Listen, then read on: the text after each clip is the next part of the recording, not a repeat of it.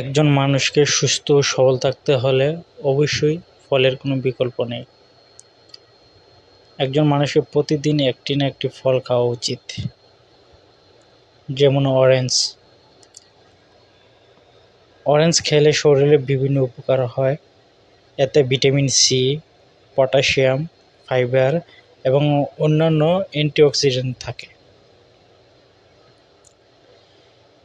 Orange immune system উন্নত করে। এতে থাকা ভিটামিন সি শ্বেত রক্তকণিকা বৃদ্ধিতে সাহায্য করে, রোগ প্রতিরোধ ক্ষমতা বাড়ায়।